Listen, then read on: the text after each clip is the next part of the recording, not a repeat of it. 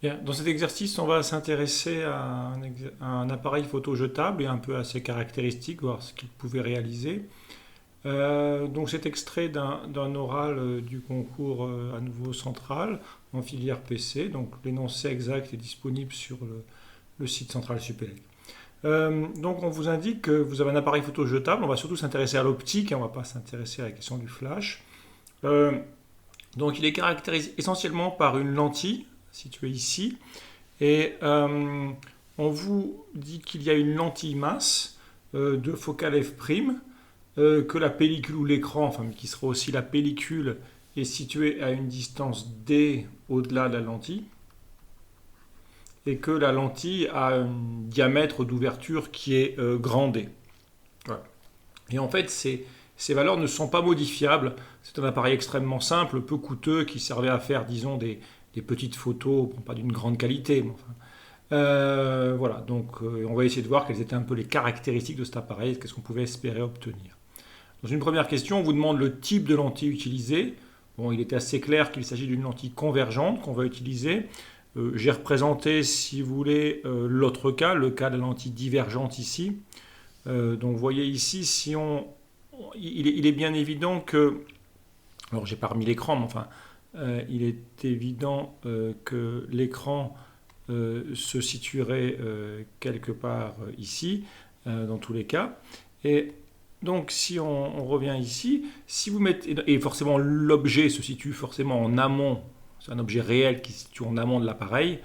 Donc, si vous essayez de faire un tracé avec un objet réel en amont de la lentille divergente, vous prenez un parallèle, ressort en passant son prolongement par f', le rayon qui passe par le centre optique n'est pas dévié, haut, et vous constatez bien évidemment que l'intersection des rayons émergents se fait en amont de l'appareil photographique et non pas sur la plaque photographique.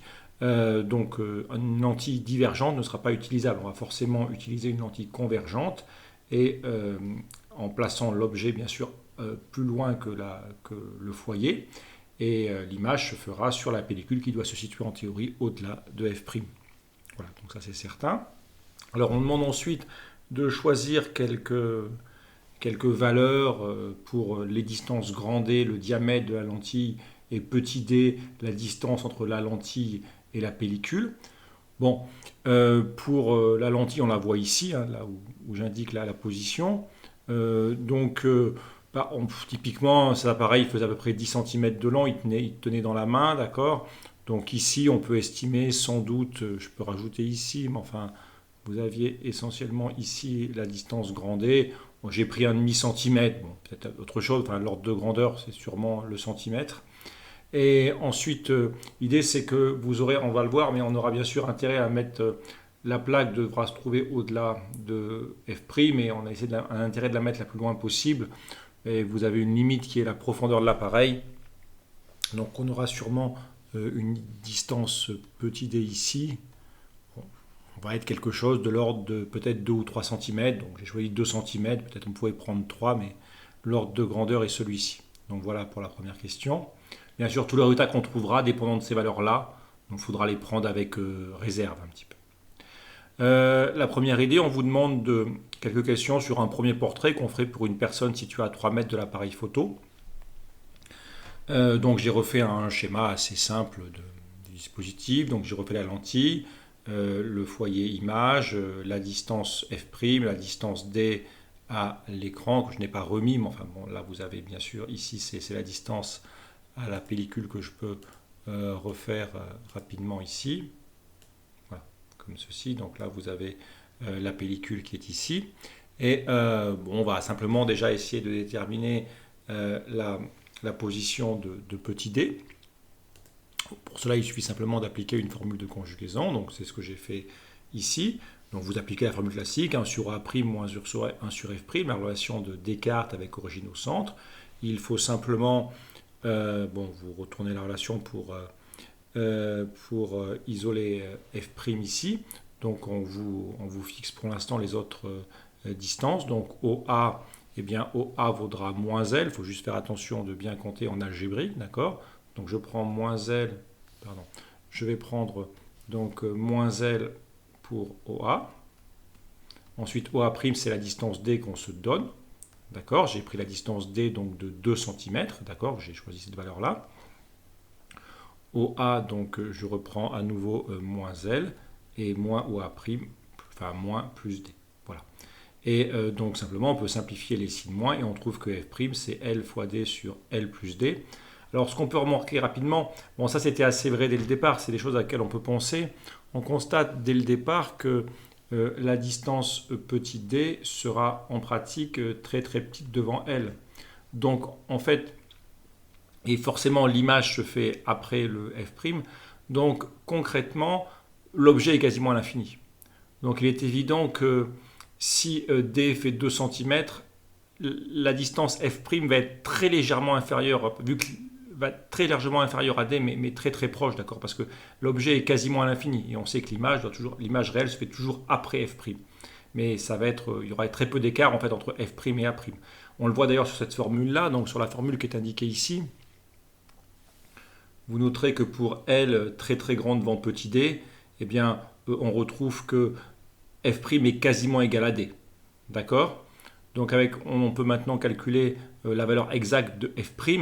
Mais si je prends les valeurs donc avec 3 mètres pour L et puis 2 cm pour D, j'arrive à 1 cm 99, donc c'est un peu discutable en termes de chiffres significatifs. Il aurait sûrement été plus cohérent en fait, de donner F' moins D. Et ce qu'on peut dire, c'est que F' moins D, ou plus exactement D moins F', pour avoir quelque chose de positif, D moins F', je vais y arriver, D moins F' va être de l'ordre de 0,01 cm. C'est ce que j'expliquais avant, finalement. La pellicule va être quasiment confondue avec le foyer image, ou le plan focal image. Maintenant, en plus, donc là, cette première question vous indique que finalement, F' va quasiment être égal à D, c'est ce qu'on prendra pour la suite. Donc finalement, on avait quasiment la valeur de F' grâce à la question précédente, c'était l'objet de cette question. Maintenant, on veut aussi savoir quelle est la taille de l'objet sur l'écran, d'accord, en tant qu'image. Donc pour ça, il suffit d'appliquer une formule type de relation de Thalès, d'accord. Donc on compare les hauteurs, disons grand H et petit h, qu'on va comparer à grand L et petit d. Et donc on identifie les triangles avec les angles, les triangles opposés par le sommet, et on trouve sans grande difficulté que petit h sur grand L vaut petit h sur... alors grand H sur grand L vaut petit h sur petit d, que j'ai écrit ici, et donc je trouve la valeur de petit h. Alors j'ai simplifié un petit peu, on dit que c'est une personne qui est photographiée à 3 mètres, donc pour simplifier, j'ai pris 2 mètres pour la personne, ça donne l'ordre de grandeur, fois d, donc 2 cm, et puis à 3 mètres. Donc en faisant ceci, j'obtiens un petit h qui est de l'ordre de 13 mm. La question qui était posée, c'est est-ce qu'on verra toute la personne sur la plaque photographique? Bon, c'est quand même l'objectif a priori de l'appareil photo. Vous prenez la photo d'une personne à quelques mètres, la verra-t-on entièrement? Oui, car on vous indique que la pellicule, c'est une pellicule 24-36. Donc la hauteur H de l'image fait moins que la taille de la pellicule. Donc l'objet sera bien visible en entier sur l'écran, sur la pellicule, et vous pourrez la voir totalement. Bien. Alors, pour la suite maintenant, donc comme on l'a un peu expliqué ici, on va choisir maintenant une valeur de D égale F'. Voilà, l'appareil est contraint et finalement, vous avez cet appareil-là, le diamètre D de la lentille, et finalement, la pellicule se trouve quasiment au niveau du plan focal image, et donc pour simplifier, on prend D égale F'. Alors bien sûr, à ce moment-là, ça pose une question qu'on va étudier maintenant, c'est de se dire, mais si la lentille ne bouge pas, si la pellicule ne bouge pas et que la focale est imposée, il semblerait qu'on ne peut faire l'image que d'un seul objet, qui serait l'objet à l'infini. En théorie, oui, mais en fait, il ne faut pas oublier que si la tâche qui est réalisée sur l'écran est plus petite que la taille d'un pixel, vous ne ferez pas la différence avec un objet ponctuel. Donc c'est l'objet de la suite en fait. Donc je vais préciser ce que je viens de dire. L'idée de la suite, c'est celle-ci. Vous placez, vous voyez, j'ai placé ici la pellicule au niveau de F', le point focal image, ou le plan focal image plus généralement. J'ai mis la lentille avec son rayon ici D sur 2. J'ai placé l'objet à une distance L quelconque en amont. et j'ai choisi f' égale d. Donc bien sûr, on sait que pour un objet qui forme une image réelle, l'image se trouvera après grand F', donc je l'ai mis après grand F', ça fait ce genre de situation.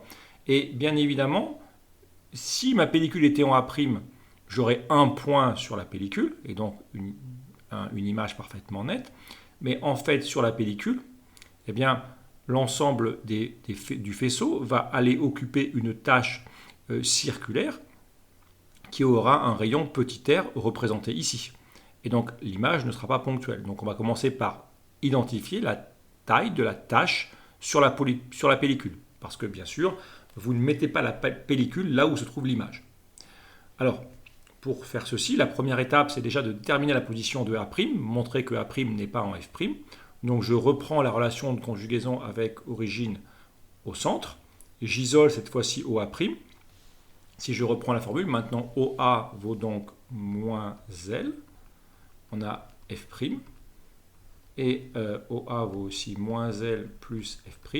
Je bascule les signes et j'obtiens que OA' vaut L fois F' sur L moins F'. On peut identifier plusieurs résultats. On retrouve bien sûr que si L, remarque, si L est très très grand devant F', alors bien sûr à nouveau OA' va tendre vers F'. Et dans ce cas-là, on retrouve l'idée que bien sûr si l'objet est très loin en amont, l'image se fait à nouveau en F'. On constate aussi que L moins F' sera plus petit que L, et donc forcément OA' aura une valeur supérieure à F', c'est ce que j'expliquais tout à l'heure. L'image se forme toujours, l'image réelle, quand elle est réelle, se forme toujours au-delà de F'. C'est pour ça que j'ai fait le sigma dans cette situation-là et pas A' avant F'. Alors maintenant, j'en viens au rayon de la tâche. Maintenant que j'ai la position de OA', c'est à nouveau l'application du théorème de Thalès. Je vais dire dans le triangle OA'I, d'accord, j'ai cette distance D sur 2. La distance ici vaut OA', la grande distance, donc OI sur OA'. D'accord? Donc D sur 2 sur OA'.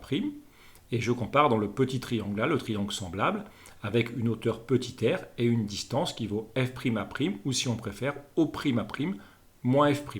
Donc c'est ce que j'ai écrit ici, d'accord? J'ai simplement appliqué le théorème de Thalès ici. J'isole maintenant R.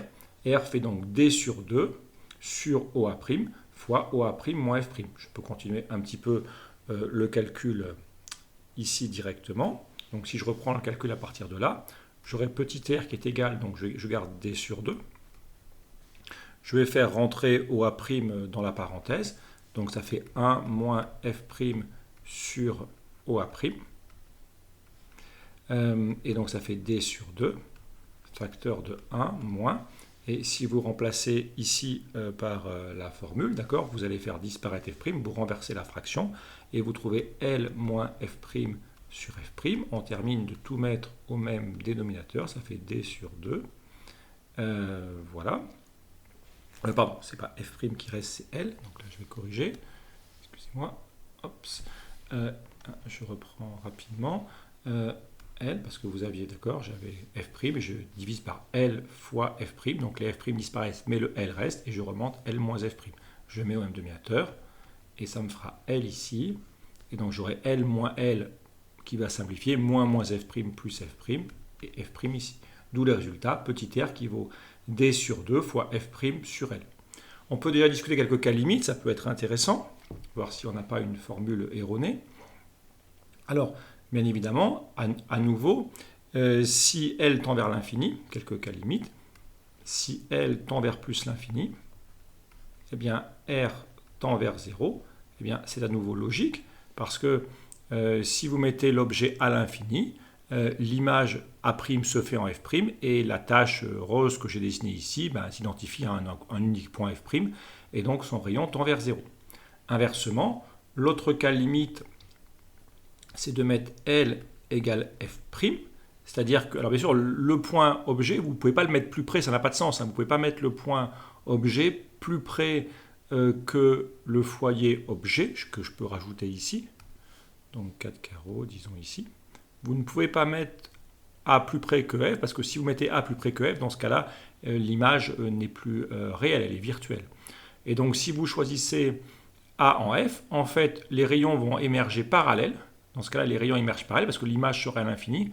Et vous voyez que dans ce cas-là, si les rayons émergent parallèles, eh bien sur la pellicule, vous auriez une tache de rayons D sur 2. Parce que là, ça sortirait parallèle et vous auriez un cylindre droit de diamètre grand D. Et c'est bien ce qu'on retrouve là, d'accord? Si L égale F', eh bien on retrouve que, alors, pardon, dans ce cas-là, alors R tend vers D sur 2. Donc les résultats apparaissent logiques, d'accord? L'idée, encore une fois, hein, c'est que là, vu que la pellicule est en F', il est évident que normalement, il faudrait, pour avoir une tâche de rayon nul, que l'objet soit à l'infini, comme je viens d'indiquer ici. Et donc la question qui se pose, c'est mais est-ce qu'on va avoir quelque chose de totalement flou sur l'écran? Donc l'appareil serait inutilisable. On a l'impression que cet appareil ne fonctionne que pour observer un paysage à l'infini. Alors ce n'est pas si critique que ça parce que maintenant, déjà, la distance D est de 2 cm. Et donc, en conséquence, dès que vous avez un objet qui est à quelques mètres, on va être très proche de l'infini par rapport à 2 cm. Donc, c'est déjà la première idée qu'on peut avoir. Maintenant, si on va un peu plus loin, vous allez avoir une tache de rayon R que je peux représenter à nouveau ici. Et la question sera de savoir si la valeur de votre rayon R eh bien, en fait, déborde sur les pixels. J'ai représenté ici la pellicule, L1, L2. Bien sûr, je n'ai pas représenté les millions de pixels présents, mais j'ai représenté un certain nombre de pixels. Et l'idée, c'est que si votre tâche, qui n'est pas ponctuelle, bien sûr, elle dépasse un pixel, alors ce sera flou, parce qu'en fait, vous verrez la même chose sur plusieurs pixels, et ça va se superposer. Vous aurez la tâche d'à côté qui va superposer la première, et ça sera flou. En revanche, si la tâche de diamètre 2R fait moins qu'un pixel, eh bien en fait qu'elle fasse un point réellement ou un pixel, ça ne fait aucune différence parce que ça correspondra à un pixel pris, un pixel allumé, disons, sur le dispositif. Donc l'idée c'est dans la situation verte et pas dans la situation rouge. Alors il faut juste vérifier que la tache rose, si vous voulez, que j'ai représentée ici en vert, ait un diamètre qui soit inférieur à A. Dans ce cas-là, on verra net l'image sur la pellicule. Alors la première idée c'est de trouver A. Donc on vous donne en fait les valeurs de L1 et L2. C'est une plaque assez classique 24-36, d'accord? On est donc sur une plaque de 36 mm par 24 mm. On vous donne le nombre n. Il est marqué donc et en fait vous dites simplement que ça c'est l'aire d'un pixel qui vaut A carré multiplié par grand N le nombre de pixels. Donc ça c'est l'aire de la pellicule qui est aussi L1 fois L2. Donc vous pouvez isoler A et vous trouvez le côté du pixel. Le nombre de pixels est donné dans l'énoncé, c'est de l'ordre de quelques millions de pixels, vous pourrez vérifier dans l'énoncé. Avec les valeurs là et puis un N de l'ordre de quelques millions de pixels, on trouve de l'ordre d'une vingtaine de micromètres. Donc maintenant ce que j'impose, c'est que qu'en fait que la taille de ma tâche soit inférieure à A. Je remplace R par son expression. Je vous rappelle que R est juste au-dessus, d'accord? df' sur 2L, donc 2R font 2f' sur L. Et ça doit être inférieur à A. Je vais me placer à la limite, je vais chercher le cas limite. D'accord? Donc à la limite, on aura df' sur L limite, qui vaudra A. Et on cherche le L limite. Le L limite vaut donc D, grand D f' sur A. Pour D, je reprends donc la valeur que j'avais un petit peu hypothétiquement proposé, donc 0,5 cm. Pour f', je prends les 2 cm que j'avais également proposé. Et je continue simplement en remettant donc la valeur de A ici de 21 micromètres. Et si on fait l'application numérique, donc je l'ai fini ici, d'accord, on est sur l'ordre de 5 mètres. On le voit bien parce qu'on a 10-2, 10-2, 10-4 sur 10-6, donc ce qui fait 10 puissance 2 au numérateur, 0,5 et 2 font 1. Donc on a 100 sur 20, enfin sur 21, ce qui fait de l'ordre de 5 mètres. Plus exactement, L limite égale 4,8 mètres. Et normalement, il faut L. Donc pour ici, je peux terminer. Il faut, pour une image nette, il faut L forcément supérieur à L limite. Bon, bien sûr, on peut le vérifier avec l'inégalité, mais finalement, si on reprend l'idée physique, hein, encore une fois, si l'objet est suffisamment loin, ben, l'image va se faire en f'. Plus vous éloignez l'objet, plus l'image a une certitude d'être proche de f', et donc vous réduisez le rayon. Donc forcément, voilà. Donc c'est pas extrêmement critique. Disons que voilà, le dispositif est fait pour prendre des photos à quelques mètres, bon, soit dans une pièce, soit dehors. Il y a des gens qui sont à 5, 6, 10 mètres de vous, et vous en faites l'image, d'accord. Bon, ça paraît une valeur réaliste. Encore une fois, cette valeur dépend un petit peu, bien sûr, allez, on peut mettre que ça, attention, dépend des valeurs qu'on a retenues pour grand D et petit d. Enfin, l'ordre de grandeur, finalement, vous prenez si les personnes sont au moins à quelques mètres de distance, ça fonctionnera bien. Ça ne paraît pas aberrant pour ce type de petit appareil photo de premier prix, on va dire. Alors, la question suivante, c'est de se demander, en fait, si on pourrait améliorer un peu le dispositif. Alors, bon, la version ne sera pas critique, mais alors, c'est une question un petit peu ouverte. Voilà ce que je propose. Je ne suis pas certain que c'était ce qui était attendu, mais on peut toujours dire ça. Eh bien, l'idée, c'est que peut-être au lieu de mettre la plaque au niveau de f', ce qui ferait l'observation idéale pour des objets à l'infini, en supposant, c'est ce que j'écris là, quoi, si on suppose que le but de l'appareil, c'est pas forcément de prendre des paysages, la résolution ne sera pas très bonne avec ce type d'appareil, mais photographier des objets situés à quelques mètres, disons ce que j'ai indiqué ici, un L typique. Imaginons qu'on ait un L typique, je ne sais pas, on va dire par exemple 8 mètres, enfin, on peut prendre autre chose si on veut, hein.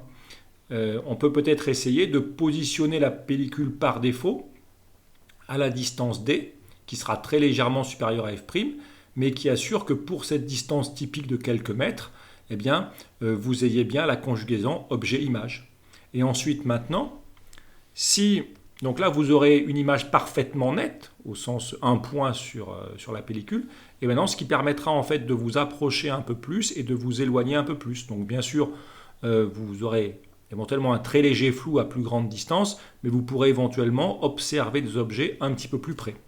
Voilà. Donc ça permettra, si vous allez jouer un petit peu quand finalement en déplaçant A, eh bien l'image réelle va se déplacer, ce qui va créer une tache sur la pellicule, mais vous allez pouvoir jouer autour de cette valeur-là. Donc l'idée, c'est pas forcément, tout dépend de ce qu'on veut faire. Si l'objectif, c'est d'observer des objets à l'infini, il faut mieux mettre la pellicule en f', mais si l'objectif, c'est de faire des portraits à quelques mètres, eh bien c'est plutôt de placer la pellicule à conjugaison pour une valeur de L typique imposée, et ensuite on pourra jouer un petit peu sur la position réelle en créant finalement une tâche qui sera plus limitée. Donc on aura une plus grande marge pour les positions intermédiaires. Bon, je ne sais pas si exactement ce qui était attendu, mais c'est une première idée. Donc on termine par une dernière chose, et sur une question d'un agrandissement. Maintenant on se pose la question, vous allez en fait imprimer la photo, enfin pas imprimer, vous allez faire un tirage de la photo qui va être agrandi, et la question c'est est-ce qu'on verra flou sur le tirage. Alors en fait, on vous demande donc de reprendre D égale F', comme j'ai fait précédemment, et on suppose que l'objet est à 5 mètres. La personne qu'on photographie est à 5 mètres. Alors, par rapport à moi, ce que j'ai fait avant, vu que j'avais trouvé un L limite qui était de 4,8 mètres, avec ce qui est proposé dans l'énoncé de 5 mètres, moi je me retrouve dans une situation, je ne suis pas certain que c'était la situation qui était attendue, mais je me retrouve dans une situation où un point image ne dépasse pas la taille d'un pixel. Je suis dans la situation où l'image au départ n'est pas floue sur la pellicule. Et donc, en pratique, la taille d'un point de l'image, je pourrais l'assimiler à celle du pixel. Vous ne pouvez pas avoir moins qu'un pixel en pratique, concrètement, parce que le pixel va allumer forcément, enfin pas allumer, va en fait nécessairement prendre, vous ne pouvez pas avoir moins qu'un pixel comme résolution. Donc, l'idée, c'est que je pars sur l'idée du pixel A, et voilà. Alors, il est possible en fait que si en fait on avait trouvé avec des valeurs un petit peu différentes de petit d et de grand d une valeur limite, je sais pas, de 8 mètres, en fait avec L égale 5 mètres, on aurait une taille au départ qui serait supérieure à A, et on aurait déjà une image qui serait sur quelques pixels. Donc là, il faut changer un peu le calcul de ce que je viens de faire ici. D'accord ? Il faudrait prendre non pas A, mais il faudrait prendre la valeur de R qu'on a trouvé précédemment. Donc soit vous avez, encore une fois, par rapport au état qu'on peut trouver, il faudra adapter un petit peu selon les valeurs qu'on vous donne pour grand D et petit d. Si vous êtes dans cette situation-là, vous prendrez pour la taille d'un point sur l'image 1 pixel. Et si vous êtes dans la situation inverse, si en fait L est plus petit que L limite, avec la formule précédente, vous trouverez R, et ce R vous donnera le rayon de la tâche réellement obtenue. Alors ensuite, on vous indique qu'on fait un agrandissement.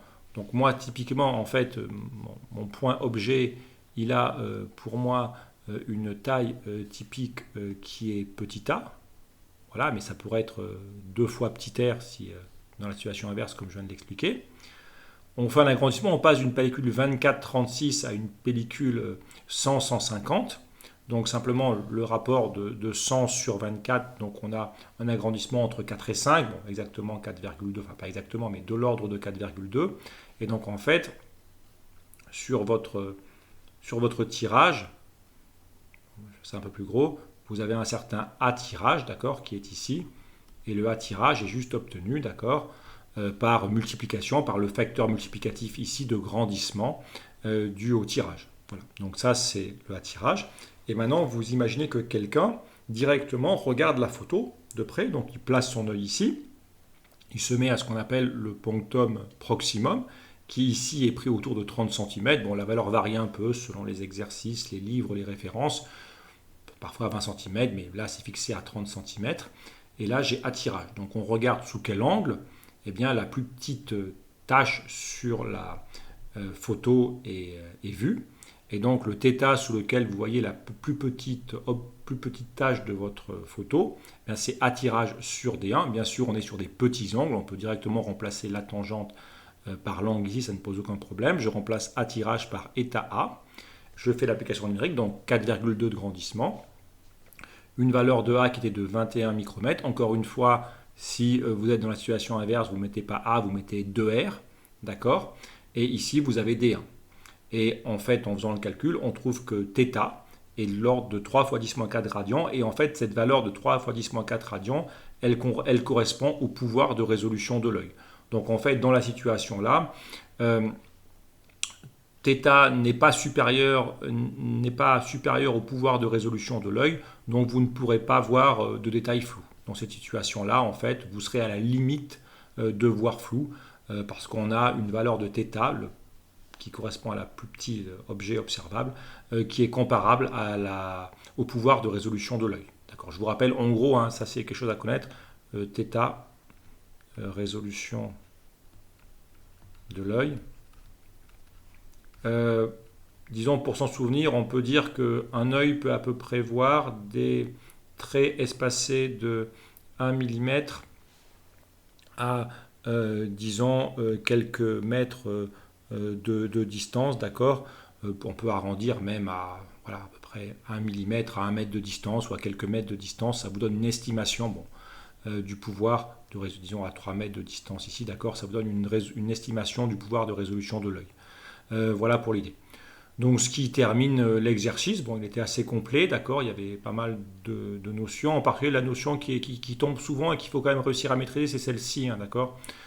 Les questions 3 et 4, avec la tâche, hein, d'accord, l'image qui ne se fait pas directement au niveau de la pellicule, la tâche, savoir faire la relation de Thalès et puis comprendre est-ce que ça va être flou, est-ce que ça va être net selon ce critère-là, c'est un point assez important qu'il faut savoir maîtriser. Voilà, je vous remercie pour cet exercice. Encore une fois, hein, les valeurs qu'on a trouvées peuvent être adaptées un petit peu en fonction des valeurs de petit d et de grand d. Je vous remercie.